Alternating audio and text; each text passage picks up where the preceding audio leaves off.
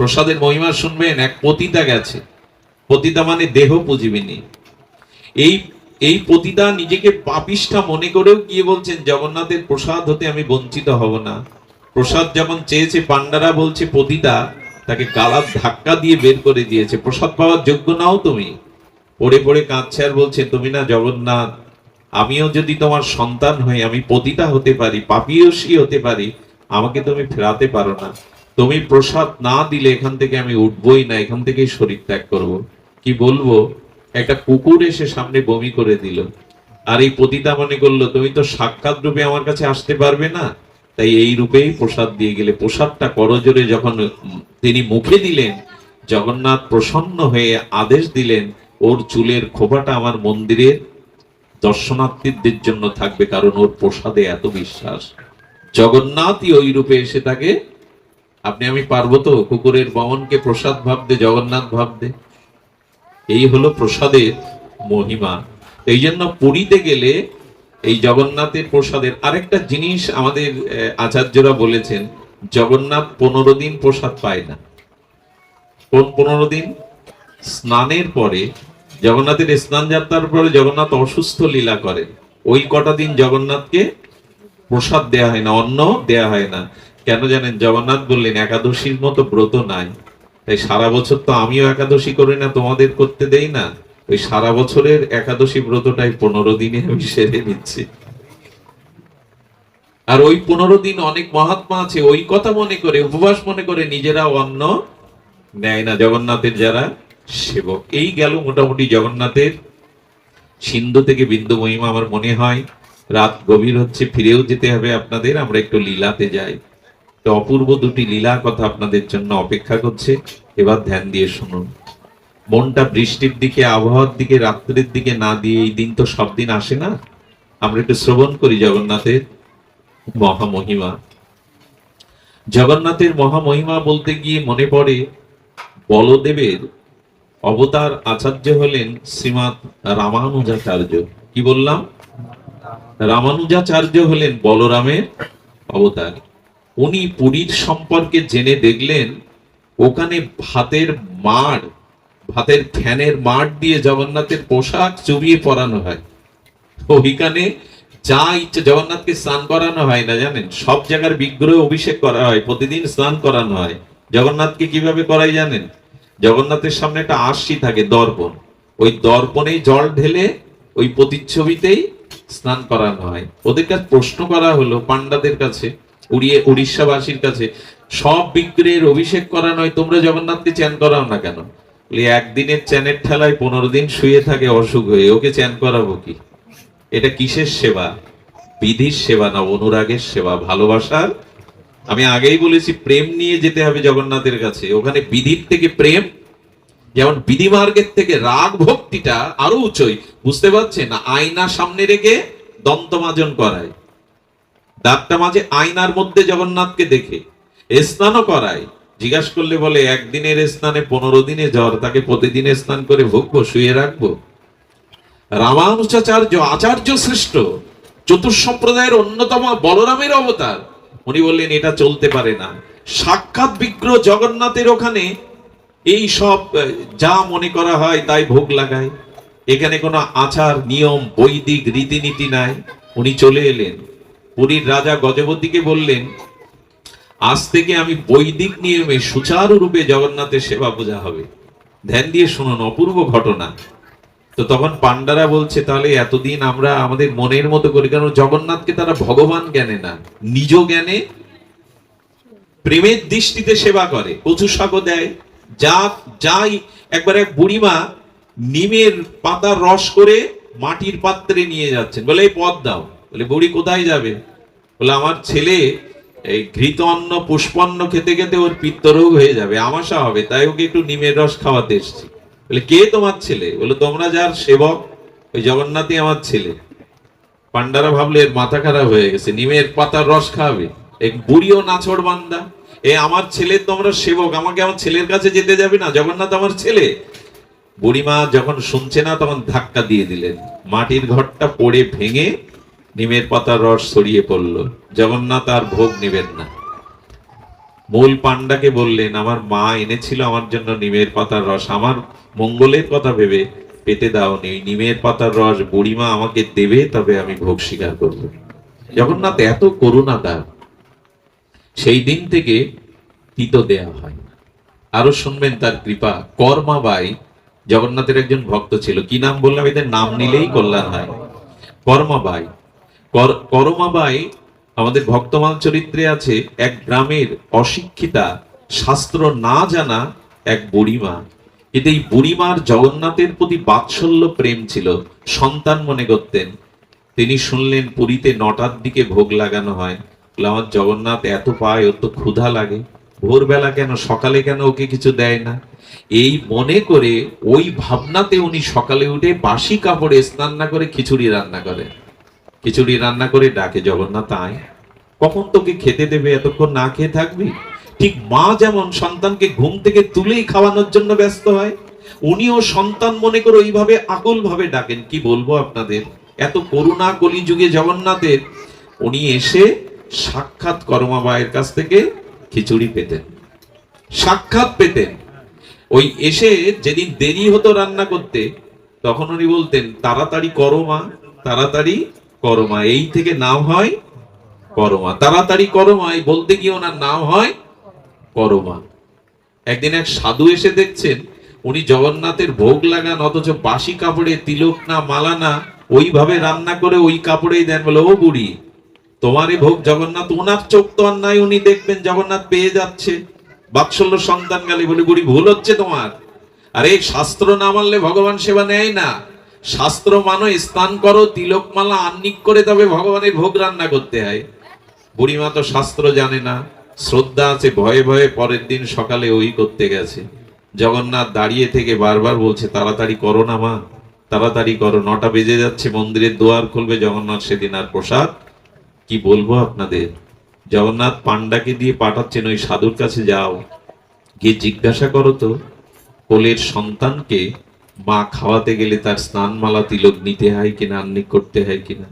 ওকে বলে দাও, সব জায়গার জন্য সব নিয়ম না, ওকে বলে দাও, ওকে আমার মা, আমাকেও বাৎসল্য জ্ঞানে ভালোবাসে, এই জন্য ওই নিয়ম এখানে। সাধুকে যখন পান্ডা বলল, জিহ্বা কেটে বারবার ক্ষমা চাইতে লাগলো, মা ভুল করেছি, তুই যে রাজ্যের ভালোবাসা দিয়ে জগন্নাথকে ভালোবেসেছিস, ওখানে আমি কল্পনাতেও পৌঁছাতে ক্ষমা করে দেবা। এর কিছুদিন পর জগন্নাথের নিত্যলীলায় করমা প্রস্থান করলো। যখন দেহ রাখলো, কি বলবো, সেদিন জগন্নাথের মন্দির খুলে দেখলো জগন্নাথ কাঁদছে, তার চোখ দিয়ে প্রেমস্ত্র গড়িয়ে পড়ছে। এই সত্য সংবাদ শুনুন। জগন্নাথের চরণে পান্ডারা, গজপতি রাজা বললে, প্রভু কাঁদছো কেন, তুমি আনন্দের ঠাকুর। বললো, আমার মা আজ নিত্যলোকে চলে গেল করমাবাই, আমাকে খিচুড়ি কে খাওয়াবে প্রতিদিন সকালে, ডেকে ডেকে আমাকে এই খিচুড়ি প্রসাদ কে খাওয়াবে। সেই দিন থেকে করমাবাইয়ের নামে আজও বালভোগে জগন্নাথকে খিচুড়ি দেয়া হয়। এত করুণা জগন্নাথের। তো রামানুজাচার্য এসেছেন, আমি বৈদিক নিয়মে আজ থেকে এখানে সুচারুরূপে জগন্নাথের সেবা। এই পান্ডারা তোমরা বেরো, আর ওনার মুখের উপরে কথা বলবে রাজারও বলদেবের আচার্য অবতার। 5 দিন জগন্নাথের সেবা উনি বৈদিক নিয়মে করছেন। কি নিয়মে? 5 দিন। সেবকরা বাইরে দাঁড়িয়ে কাঁদছে, গোসাই আচার্য কি সেবা দিচ্ছেন জানি না, আমরা আমাদের মনের মতো করে সেবা দিতাম, আমরা মন্ত্র না জানলেও আমাদের জগন্নাথ যা ভালোবাসে তাই করতাম। জগন্নাথকে ওরা কিরকম ভালোবাসে জানেন? এই যে জগন্নাথকে রথে তোলার আগে দেখেছেন, দুলে দুলে তোলে জগন্নাথকে। আচ্ছা, সরাসরি তুললে তো হয় না, উনি নেচে নেচে দুলে দুলে আনন্দে উঠবেন। তো দুলে দুলে তুলতে তুলতে, ওটা তো অনেক ভারী, মাঝে মাঝে ওরা যখন বইতে পারে না, পেছন থেকে পান্ডারা গালি দেয়। ভগবানকে গালি দেয় কারা? ভগবান ভেবে না প্রিয়জন ভেবে?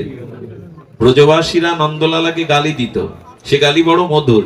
বলে, খেয়ে খেয়ে খুব ভারী হয়ে গেছে না, খেয়ে খেয়ে খুব ভারী হয়ে গেছে, এখন উঠতে কষ্ট হচ্ছে তোমার। এরই বলে প্রেম, এরই বলে ভালো। ভগবানকে বলতে পারবেন তো, খেয়ে ভারী হয়ে গেছো, হ্যাঁ, উঠতে চাচ্ছ না, পড়ে যাচ্ছ, এরকম বলে ওরা। পান্ডারা মনে করছে ঘরে দৌড় দিয়ে কাঁদছে ওখানে দাঁড়িয়ে। জগন্নাথ ভেতরে যখন কাঁদছেন, রামানুজাচার্য দেখছেন জগন্নাথের চোখে জল। বলদেব বলছেন, সুভদ্রা দেবী বলছেন, ঠাকুর ঠাকুর তুমি কাঁদছো কেন? বলে আমার ভক্তদের সেবা যে আমি 5 দিন পাচ্ছি না, আমার কষ্ট হচ্ছে। আচার্য এসেছে বৈদিক নিয়মে, কিন্তু ওরা যে আমাকে সেবা না দিতে পেরে ওদের হৃদয় কাঁদছে, চোখে জল, আমি সইতে পারছি না। সঙ্গে সঙ্গে রাত্রে যখন আচার্য ঘুমিয়ে পড়েছেন রামানুজাচার্য, তখন গরুরকে সংবাদ দিয়েছেন ভগবান জগন্নাথ। গরুকে বললে, দুটো পাখা মেলে এই আচার্যকে ঘুমের মধ্যে তুলে দক্ষিণ ভারতে দিয়ে এসো। চিন্তা করতে পারেন, এই হলো জগন্নাথ। দক্ষিণ ভারতে গরুর তুলে দিয়ে যখন ভোরবেলা ঘুম ভাঙছে রামানুজাচার্যের, দেখছে উনি পুরীর ঘুমিয়েছিলেন জগন্নাথ পুরীতে, আর উনি দক্ষিণ ভারতে। সঙ্গে সঙ্গে ধ্যানের দ্বারা বুঝলেন জগন্নাথ আর আমার ওখানে রাখতে, ধন্য ধন্য করে প্রণাম করতে লাগলেন জগন্নাথের ভক্তদের, ধন্য তোমরা, ধন্য তোমাদের সেবা। এই জন্য সবসময় যে শাস্ত্রের নিয়ম মেনে সেবা, ভালোবাসার সেবা এরকম নয়। পরম পুরুষ রামকৃষ্ণ মা ভবতারিণীর মন্দিরে মা ভবতারিণীকে থালে অন্ন দিয়ে মুখে তুলে বলছে, খানা মা, খেয়ে নে। মায়ের দিকে অবলগ্ন হয়ে বলছে যখন, খেয়ে নে।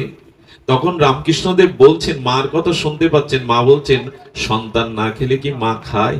ও আমি খাইনি বলে তুই খাবি না, এই দেখ আমি খাচ্ছি। সেই প্রসাদের নিজের মুখে তুলে দিয়ে কয়েক গাল খেয়ে বলছে, এবার খা মা। এভাবে লেখা আছে তো শাস্ত্রে। এটা ভালোবাসাতে হয়, এটা ভালোবাসাতে হয়। মা খেতেন রামকৃষ্ণ দেবের হাতে, আজও মা ভবতারিণী আছে, কিন্তু কথা বলাবার খাওয়ার মতো রামকৃষ্ণ দেব নেই। এই জন্য বিগ্রহকে শুধু নিয়ম করে না, ওই কর্মা বায়ের মতো প্রীতি দিয়ে সেবা করতে হবে। রামানুজাচার্য ধন্য ধন্য করতে লাগলেন জগন্নাথের সেবক থেকে, তোমরাই শ্রেষ্ঠ। আমি নিয়ম খাটাতে গিয়েছিলাম, কিন্তু নিয়ম বড় না, প্রেম বড়, অনুরাগ বড়, প্রীতি বড়, প্রীতি বড়। জানেন, আমার নিজের একটা ঘটনা বলি। এই জন্য যেখানে প্রেম আছে, শ্রদ্ধা আছে, সেখানে উঁচু নিচু বিচার করবেন না। যেখানে হৃদয়ের শুদ্ধ প্রেম শ্রদ্ধা আছে, ওখানে জাতির বিচার করবেন না। আমি 3 বছর ছোটবেলায় দেলে গিয়েছিলাম, ওই যে দেল নাচ বলে না, তো আমি ভালো গাইতে পারতাম, আমাকে গাওয়ার জন্য নিয়ে গেল।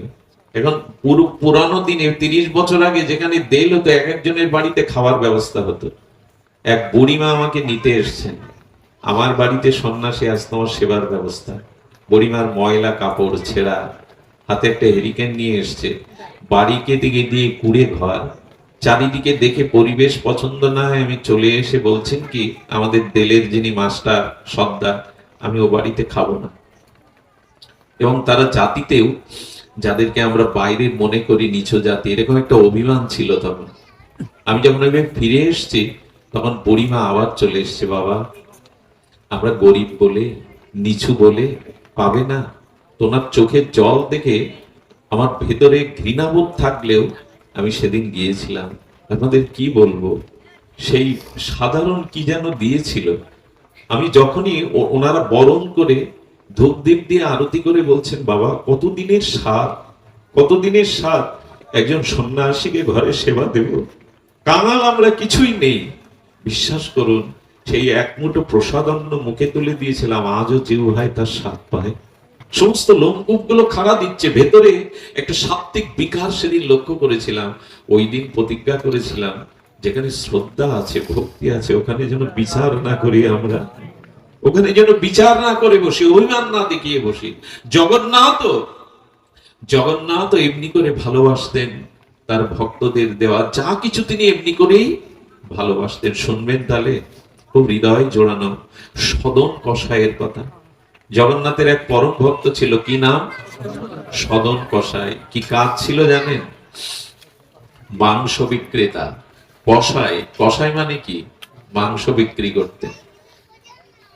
আমি একটা জিনিস বলি, পূর্বজন্মের সংস্কার না থাকলে ভাগবত পথে দেখবেন, যাদের ছোটবেলা থেকে বা যাদের মধ্যে ভগবত প্রেম আছে, জানবেন এটা পূর্বজন্মের সুসংস্কার। এই জন্য তারা এগোতে পারে। আর একজনরা এগোয় যারা নাস্তিক, ভগবান বিশ্বাস করে না, যারা পাষণ্ড, তারা কোনো ঘটনার দ্বারাই হঠাৎ ভক্ত হয়ে যায়। দেখবেন অতি বড় পাষণ্ডী, অতি বড় যারা ঈশ্বর বিশ্বাস করে না, এরা হঠাৎ করে কোনো ঘটনার দ্বারা অন্যান্য ভক্তের থেকে অসাধারণ ভক্ত হয়ে যায়। এই দুই প্রকার মানুষ বদলায়। আমরা যারা মাঝখানে সন্দেহ প্রমাণ, এরা সহজে বদলায়।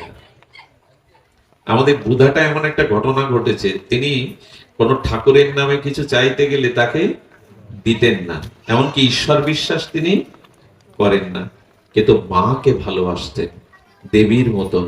নিজে হাতে পুড়িয়ে রান্না করে অসুস্থ মাকে খেতে দিতেন। মৃত্যুর সময় মা বলে গেল, খোকা খুব স্বাদ ছিল একটা গোবিন্দ মন্দিরের, বলুন তো, যে ঈশ্বর বিশ্বাস করে না, ভগবানের নামে কিছু গেলে তাকে দেয় না, তাকে মা বলে যাচ্ছে আমার একটা গোবিন্দ মন্দিরে স্বাদ ছিল। 1.5 কোটি টাকা ব্যয়, আমরা বোধাটায় যারা গেছেন, একটা গোবিন্দ মন্দির হচ্ছে তার হাত দ্বারা। বলুন তো, ভগবান কাকে কখন কি পরিবর্তন করার, এটা আমাদের এই জন্য পূর্বজন্মের শুভ সংস্কার থাকলে মানুষ বদলায়, তার ভিতরে জেগে ওঠে ভগবত মুখিতা, ভজন জেগে ওঠে। আর যারা ঈশ্বর বিশ্বাস করে না, নাস্তিক বা অতি বড় পাপী, এরা কোনো ঘটনার দ্বারা এরা যখন বদলায় খুব দ্রুত বদলায়, খারাপ যখন ভালো হয় খুব দ্রুত ভালো হয়ে যায়, রত্নাকরের মতো। এই জন্য বলার উপায় নাই কার কখন কৃপা হবে। এই জন্য পূর্বের বিবেচনা করে বর্তমান বিবেচনা করবেন না, এই মাসটা পূর্বে এই করেছে, এখন যদি সে ভগবত চরণে সমর্পণ করে তাকে পূর্বের বিচার করবেন না। এটা হলো ভাগবত রীতি। তো সদন কষায় মাংস বিক্রি করেন, আর কি করেন জানেন, ওই যে সংস্কার আছে, মাংস বিক্রি করে আর মনে মনে জয় জগন্নাথ জয় জগন্নাথ জয় জগন্নাথ জপ করেন। আমার মনে হয় আপনি যে কর্মই করুন, সেখান থেকে যদি হৃদয়ে ভগবানকে বসাতে পারে, হৃদয়ে যদি তাকে ডাকতে পারেন, ওটাই শ্রেষ্ঠ ভজন। কর্মের মধ্যে দিয়ে যারা নিত্য নিরন্তর ভগবানকে অন্তর্যামীকে হৃদয়ে স্মরণ করে, সদন কষায় ওই জগন্নাথ জগন্নাথ বলেন। ঘটনাক্রমে কি ঘটেছিল জানেন, খুব অদ্ভুত জগন্নাথের এই ভক্তের ঘটনা লীলা, আজকের দিনে বলবার অভিশাপ। ওনার কাছে একটা নারায়ণ শিলা এসে গিয়েছিল কোনো কারণে, কেউ ওটা দিয়েছে, আর ও কি করেছে, নারায়ণ শিলা তো জানে না, ওটা নারায়ণ শিলা প্রসিদ্ধ সুদর্শন চক্র চিহ্নিত নারায়ণ শিলা ও মাংস বিক্রির বাটকারার কাজে লাগায় না জেনে। ওই যে আগেকার দিনে বাটকারা ছিল না, তো বাটকারা 1 কেজি বাটকারা মাংস বিক্রি করে, এবং ওটার প্রতি ওর একটা স্বাভাবিক আকর্ষণটা মুছে নেয়, ওইটা হাতে নিয়ে দেখে, মাঝে মাঝে জগন্নাথ জগন্নাথ বলতে বলতে 2-1টা প্রেমারশ্রু ওর উপরে পড়ে। এখন এইভাবে বহুদিন ধরে মাংস বিক্রি করছে, শিলা বিগ্রহ। এক ব্রাহ্মণ কোন কারণে ওই পথ দিয়ে যাচ্ছিল, নারায়ণ চক্র শিলাটা দেখে উনি মানে নাকে কাপড় গুজে যাচ্ছেন, মাংস বিক্রি করছে ব্রাহ্মণ উপবিদধারী। হঠাৎ করে ওনার চোখ গেছে ওই দিকে, গিয়ে দেখে আরে এ তো নারায়ণ শিলা। কিছু দূর চলে গিয়ে বলছেন, এই গন্ধ তো নিতে পারবো না, স্নান করতে হবে। কিন্তু শিলা দেখে ফিরে এসে বলছে, বাপু তোমার এই বাটকারাটা আমায় দেবে। উনি যদি শিলা মনে করতেন কি বাটকারার কাজে লাগাতেন, উনি জানেন ব্রাহ্মণ বুদ্ধিমান, বলে তোমার ওই বাটকারাটা আমায় দেবে। বলে আপনি ব্রাহ্মণ, আমার দোকান পর্যন্ত এসে দর্শন দিয়েছেন, এটাই তোমার ভাগ্য, এটা আপনি নিয়ে নেন। যেই দিয়েছে, ওনার মনের মধ্যে একটা শূন্যতা, ব্যথা কাজ করছে, কিছুই ভালো লাগছে না। এদিকে ব্রাহ্মণ গিয়ে কি করেছে জানেন, তাকে পঞ্চামৃত দিয়ে অভিষেক করে গঙ্গা জল দিয়ে ধুয়ে আর সমস্ত আদি ক্রিয়াকর্ম বৈদিক কর্মকাণ্ড করে আসনে বসিয়েছেন। আসনে বসলে মধ্যরাত্রে স্বপ্নেতে বলছেন, নারায়ণ শিলা আমাকে ওর কাছে দিয়ে আমার এখানে ভালো লাগছে না। স্বপ্নে বলছেন, তো উনি মনে করেছেন স্বপ্নেতে। সকালে উঠে দেখে নারায়ণ শিলাতে ভিজে জল, কাঁদছেন, আমার এখানে ভালো লাগছে না। প্রশ্ন করছেন, আমি সৎ ব্রাহ্মণ, আমি বৈদিক মন্ত্র দ্বারা তোমাকে অভিষেক করিয়ে সুচারুরূপে আসনে রেখে তোমায় পূজা দিচ্ছে, মাংস বিক্রেতার কাছে যেতে তোমার ইচ্ছা কেন? বলে জানো, মাংস বিক্রি করে ঠিকই, কিন্তু অন্তরে জগন্নাথ জয় জগন্নাথ সর্বদা জপ করতে থাকে। আমি হৃদয়ে থেকে ওর প্রেম মাখা নামটা আমার বড় ভালো লাগে। ও আমাকে মাঝে মাঝে হাতে তুলে নেয়, ওর প্রেমাস্ত্র মাঝে মাঝে বিন্দু হয়ে পড়ে।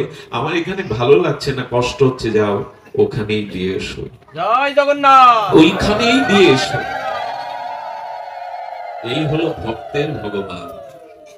ওরে ঘর থেকে মনে করবেন না এখানে কি আর ঠাকুর থাকে। রোহিদাসের চামড়া ভেজানো, রোহিদাসের চামড়া ভেজানো পুকুরে অর্জুন স্নান করতে গিয়ে নামতে পারছে না। চামড়া ভেজানো জলে পাণ্ডবদের মধ্যে অন্যতম বিশ্ববিজয়ী অর্জুন স্নান করবে। গঙ্গা জল, একটু জল গঙ্গা গঙ্গা বলে মাথায় নিতে গিয়ে চামড়াটা সরিয়ে দেখে মকর বাহিনী গঙ্গা দাঁড়িয়ে আছে হাত পেতে। মা তুমি এখানেই চামড়া ভেজানো এইখানে? বলে হ্যাঁ রে, রুইদাস প্রতিদিন একটা করে মালা দিতে আসে, আমার সেই মালাটা নেওয়ার জন্য আমি এখানে আবির্ভূত হই প্রতিদিন। রুইদাসের কাছে তার শিষ্য ছিল কাশীর রাজা। মন দিয়ে শুনুন, ভক্তি কোথায় এই জন্য বিচার করতে নেই। রাজা গিয়ে পেছনে হাত পেতেছে, উনি ধ্যানমগ্ন, একটু চরণামৃত দিন। চামড়ার জুতোর কাজ করতেন তো রুইদাস, তো ওই যেখানে চামড়া নরম করার জন্য একটা পাত্রে জল ভিজাতো, ওই জল হাত থেকে তুলে দিয়েছে চরণামৃত মনে করে। যদিও রাজা, গুরুদেবের হাতে ওই চামড়া ভেজানো জল, উনি বললেন রাজা তো, এটা চরণামৃত করে কি পাওয়া যায়? পকেটে রেখে দিয়েছেন, কোটের পকেটে। কোটের পকেটে রেখে দিয়ে গিয়ে দেখে কোটের কোনায় ওই জল একটু দাগ হয়ে গেছে। দাগটা মোছার জন্য ধোপার কাছে দিয়েছে, এটা ভালো করে তুলে দেবে, এটা রাজার কোট। ধোপা যখন বারবার কাছতে গিয়ে দাগ উঠছে না, তখন মনে করেছে রাজা তো দাগ না তুললে তো আমাকে সে তিরস্কার করবে, সাজা দেবে। মুখ দিয়ে দাঁত দিয়ে ওটা চুষতে গেছে, যদি দাগটা, যেই ওইখানটা চোষণ দিয়েছে একদিন আগে চরণামৃত শুকানো, সেই ওর মধ্যে অশ্রু প্রেম পুলক ভগবান ভক্তি প্রকাশ হয়ে গেছে ওই রসে। ওইটুকু যে দাঁত দিয়ে চুষেছেন যে ভাই, ওর মধ্যে প্রেম এসে গেছে। ও হাসছে, কাঁদছে, গড়াগড়ি দিচ্ছে, ভাগবতের স্তুতি করছে। জীবনে লেখাপড়া জানেনি, ভাগবতের স্তুতি করছেন, হরিনাম করছেন। ওর স্ত্রী, ওর প্রতিবেশী যে স্পর্শ করছে তাকে প্রেম পেয়ে যাচ্ছে। রাজার কানে কথাটা গেল। রাজা ডেকে বলল, তুমি তো লেখাপড়া জানো না, ভাগবত বলছো কি করে? তোমার চোখে কেন প্রেমের অশ্রু? তুমি কেন হরি বলতে গিয়ে গড়াগড়ি দিচ্ছ? বলে রাজা আমি জানি না। তারপর কোটের কোনায় যে দাগটা তুলতে দিয়েছিলেন, এই কথা বলছো কেন? কোটের কোণে যে দাগটা ছিল, ওই দাগটা চুষতে গিয়ে আমার ভেতরে প্রেম এসে গেছে। ওই দাগ কিসের দাগ রাজা বাবু? আছাড় খেয়ে পড়লেন। এসে রুইদাসের কাছে বললেন, আর একবার চরণামৃত দিন। রুইদাস বলল, জীবনে আর ওই চরণামৃত তুমি পাবে না। তোমার বিশ্বাস হয়নি যখন এই জন্মে, আর তুমি যেখানে ভক্তি আছে, প্রেম আছে, বিচার করবেন না কোন জাতি, কারা এরা। এই বিচারটা আজ আমরা করতে করতেই শেষ হয়ে গেলাম। ভক্তির কোনো জাত নাই, ভক্তি যেখানে সেখানেই সবকিছু। আপনি ভাবতে পারেন, এই যে ব্রজবীথি, এর বাবা মা মনে হয় ওর বাবা ভ্যান চালায়। আজকের দিনে এই জাতীয় একটা অনুষ্ঠানের কল্পনা আমরাও করতে পারি? এই বর্ষার দিনে, এমন দিনে কার মধ্যে ভগবান, যদি বলেন তোমাকে এনেছে বলে প্রশংসা করছো না, অল্প ভাগ্যে গৃহে বৈষ্ণবের পাদ ধুলো পড়ে, কম ভাগ্যে ভগবানের কথা হয় গৃহে। কত ধনী মানি আছেন, কত পদমর্যাদাশীল ব্যক্তি, তার গৃহে আপনাদের পাদ ধুলো পড়ে, হরি কথা হয়, জগন্নাথ কথা হয়। এটা প্রভুর কৃপা, এটা প্রভুর করুণা। এই জন্য সদন কসাইয়ের কাছে যখন এসে বলছে, সদন আমি জাতিতে ব্রাহ্মণ, বৈদিক ব্রাহ্মণ, কিন্তু আজ তোমাকে একটা প্রণাম করতে ইচ্ছা করছে আমার। আজ নারায়ণ তোমার জন্য কাঁদছেন, ভগবান তুমি কত বড় ভাগ্যবান। যেই বলেছেন এটা নারায়ণ ছিল, আমি মাংস বিক্রি করতাম, বুকে জড়িয়ে ধরে কেঁদে বললেন, ঠাকুর অনেক অপরাধ হয়ে গেছে, অনেক তোমাকে দিয়ে আমি বাটকারা সাজিয়েছি, এ কাজ আমি করব না। বাড়ি বসে বসে ফুল তুলসী দিয়ে সেবা করতে লাগলো। আর ভগবানের সেবা করতে করতে হৃদয়ে এত বৈরাগ্য জাগলো যে আমি পুরীতে জগন্নাথ দর্শনে যাব, আর এই সংসারে থাকবো না। বিগ্রহকে বুকে নিয়ে আজ পুরীর পথে চলেছেন, জগন্নাথের পথে চলেছেন। সুধীবৃন্দ, পথে অনেকেই যাচ্ছেন, উনি সাধুদের, বৈষ্ণবদের দলে মিশলেন না, একটু আলাদা গেলেন। কেন জানেন? আমাকে দেখলে, আমার ছোঁয়া লাগলে যদি ওদের যাত্রা বিঘ্ন হয়। একটা জিনিস বলি, অভিমান রাখবেন না। অভিমানটা থাকলে হয় না, দৈন্য চাই। আমি তো মাংস বেচা সদন কষাই, আমাকে দেখলে যদি বৈষ্ণবদের ভজনে ক্ষতি হয়, তাই কাটা পথ দিয়ে, বনের পথ দিয়ে চলেছেন লীলাচলে। সভ্য যারা, বৈষ্ণব যারা, তাদের সাথে যাচ্ছেন না। আর যেতে যেতে ওই ব্যাকুলতা, ওই জগন্নাথের কবে দেখবো তোমার শ্রীবদন, কবে তোমার চরণে নিজেকে সঁপে দেব, এই ব্যাকুলতায় চলতে চলতে। দেখুন একটা জিনিস বলি, পথে চলতে চলতে না অনেক পরীক্ষা দিতে হবে আপনাকে। পরীক্ষাটা হলো কি, কিছু দূর পথে সাধুর দল দেখে বলছে, এই সদন, তুমি আমাদের দলে মিশো না, খবরদার আসবে না, মাংস বিক্রি করো, তোমার অঙ্গে লেগে গেছে এখনো মাংসের গন্ধ, তুমি এই দলে আসবে না।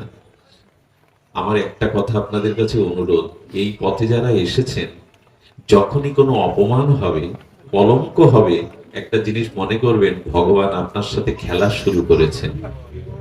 আচ্ছা, মানুষ খেলে কার সাথে? অচেনা লোকের সাথে না, পরিচিত লোকের সাথে। আর সব দিন প্রতিদিন খেলে কার সাথে? যার সাথে খুব ভজন পথে উঠে যদি ভগবানের প্রিয় হতে পারেন, তখন আপনাকে খেলবে ভগবান, উনি খেলতে ভালোবাসেন। এই খেলাটা অপমান দিয়ে, কলঙ্ক দিয়ে আপনাকে দেখবেন খেলাটা কতটা। খেলে কার সাথে? বললাম প্রিয়জনের সাথেই তো খেলে। গোবিন্দ খেলা শুরু করেন, প্রথম অপমান দিয়ে শুরু করেছেন। তো বললেন, আর ভক্ত কি মনে করে জানেন? প্রভু, প্রভু তোমার পরীক্ষায় আমি পরাজিত হব না, ফেল হব না। এই কলঙ্ক, এই অপমান তুমি আমাকে তোমার করবার জন্য এই পরীক্ষা রূপে দিয়েছো। খেলাতে আমি হারতে রাজি নই, খেলাতে আমি হারবো না। খবরদার, এই পথে আসতে গিয়ে যদি কোনো কলঙ্ক অপমান সহ্য করতে হয়, জানবেন ভগবান আপনার খেলছেন, তার কাছে নেবে বলে। আপনাকে প্রিয় জ্ঞানে উনি স্বীকার করে নিয়েছেন, এই জন্য তিনি খেলছেন। পিছিয়ে পড়বেন না। আর একটা অনুরোধ করি, কলঙ্ক, সমালোচনা, নিন্দা যখন করে, তাদের প্রতি রাগ করবেন না। কারণ আমরা তো মানুষ, মাঝে মাঝে আমাদের চিত্ত ভজন পথের থেকে বিপদগামী হয়ে যায়। ওই যে সমালোচনাটা না আপনাকে সংশোধন করে দেয়, সাবধান করে দেয়। এই জন্য সমালোচনা সহ্য করতে শিখুন, অপমান সহ্য করতে শিখুন, তবে এই পথে টিকে থাকতে পারবেন। অপমানটাকে মান মনে করে, গোবিন্দের, জগন্নাথের কৃপা মনে করে চলতে চলতে সন্ধ্যা হয়ে গেছে। এক গৃহীর দুয়ারের গাছতলাতে সদন কষায় শুয়ে আছে। আর যার ভিতরে ভক্তি আসে না, তার রূপের আলাদা কিছু মহিমা প্রকাশ হয়। ওনার জ্যোতিতে রাতের অন্ধকার যেন আলোকিত হয়ে গেছে। ওই ঘরে যুবতী সুন্দরী একটি রমণী ছিল, যার স্বামী ঘুমিয়ে আছে। উনি দরজা খুলে দেখছেন যে কে যেন জ্যোতির্ময় যুবক শুয়ে আছে, সদন কষায় শুয়ে আছে। সঙ্গে সঙ্গে ওই যুবকের দীপ্ততা দেখে, যৌবন দেখে ওনার ভিতরে কাম জেগে উঠলো। কি মার্মিক ঘটনা দেখুন। আর যখন কাম জেগে উঠলে, স্বামী শুয়ে আছে, তো ইশারায় উনি আহ্বান করছেন, ঘরে এসো। সদন কষায় ওনার ইশারা দেখে কি ইঙ্গিত করছেন, এরকম যাব না ইঙ্গিত করছেন। আর উনি তখন মোহগ্রস্ত হয়ে কি মনে করেছে জানেন? তোমার ঘরে স্বামী আছে, স্বামী থাকলে আমি তোমার কাছে একটা জিনিস বলি, যখনই ভেতরে কোনো কাম বা কামনা জাগবে, তখন আপনার মধ্যে বিপরীত বুদ্ধি এসে যাবে, বিনাশের বুদ্ধি এসে যাবে। ধায়তে বিষয়ং বংশ সংজাত সঞ্জায়িত কামত, কামত ক্রোধই জায়তে, ক্রোধ ভবতি সম্মহ, সম্মহ স্মৃতি ভ্রমসাৎ, স্মৃতি ভ্রমসাৎ বুদ্ধি নাশাৎ, বুদ্ধি নাশাৎ প্রণশ্যতি। গীতাতে স্বয়ং ভগবান নিজ মুখে বললেন, কামের থেকে কামের ধ্যান বা কামের চিন্তাটা আরো ক্ষতিকারক। ধ্যায়তে বিষয়ং পুংসা, খুব ধ্যান দিয়ে কথাটা লক্ষ্য করুন, ঘুম আসলে এড়িয়ে যান। যখনই কোনো কামের চিন্তা আপনার মধ্যে আসবে, কামনার চিন্তা, ওই কামনাটা পরিপূরণের থেকে ক্ষতি হলো ওই চিন্তাটা। যখনই কোনো ভোগের বাসনা আপনার মধ্যে ধ্যান হবে, চিন্তা হবে, জানবেন ওটা ভোগের থেকে আরো ক্ষতি করবে আপনার। কারণ যে বিষয়ে আপনার কামনা জাগবে, সঙ্গে সঙ্গে বাসনার উৎপত্তি হবে, সেই সঙ্গ পাওয়ার লালসা জাগবে। এই জন্য সমূলে আগে উঠলেই ওটা নাশ করুন। যখনই অবৈধ কোন অশাস্ত্রীয় কামনা জাগবে, ওটা ওই মুহূর্তে যদি নামের দ্বারা, বিবেকের দ্বারা নাশ না করতে পারেন, ওই ধ্যানই আপনার ক্ষতির কারণ হয়ে যাবে।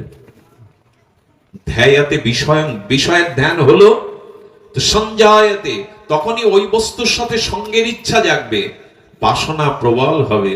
আর যখন বাসনা প্রবল হবে, আর বাসনা পূর্ণ হলে আরো লোভ বেশি যাবে।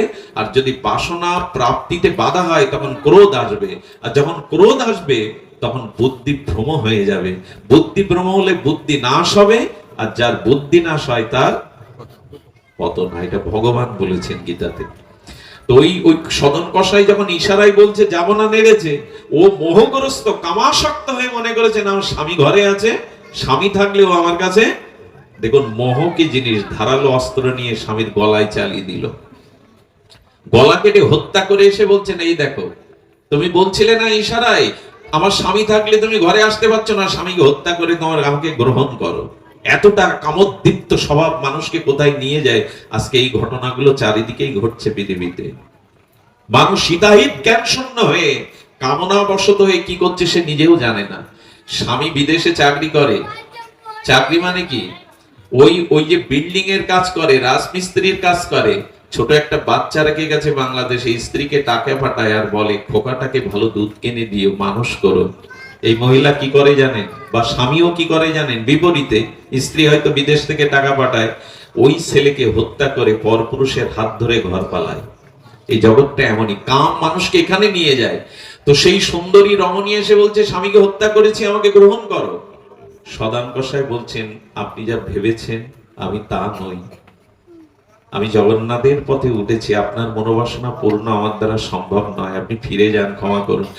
কাম বাধা হলে কি হয়, কি হয় কাম বাধা হলে? ক্রোধ। বলে দেখো তোমার জন্য আমি পতিকে হত্যা করেছি, আমি কিন্তু সবকিছু পারি, তবে তুমি যদি না মানো, এই দেখো আমি তোমাকে উপযুক্ত, বাঁচাও বাঁচাও বলে চিৎকার করতে শুরু করেছে রাত্রে। চারিদিক থেকে গ্রামবাসী এলে বুকের কাপড় ফেলে দিয়ে বললেন আমাকে ভোগ করতে চেয়েছিল, বাধা দেওয়ায় স্বামীকে হত্যা করে এই দেখো আমাকে জোর করে ভোগ করবে। চিন্তা করতে পারে।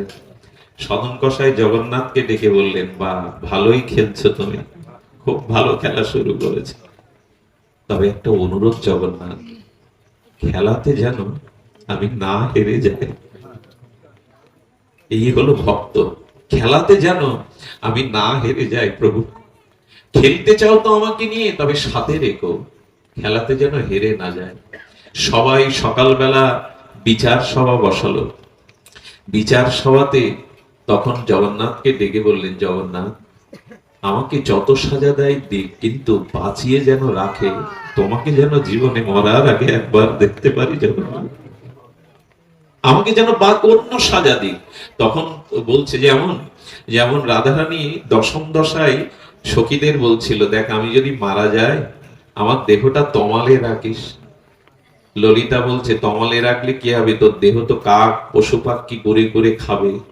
তখন কাককে ডেকে ডেকে বায়সকে ডেকে ডেকে রাধারানী বলেছিল আমার চোখ দুটো তোরা যেন খাস না, কারণ প্রাণনাথ যদি কখনো ব্রজে আসে সে যেন দেখে এই চোখ এখনো তার প্রতীক্ষায় আছে।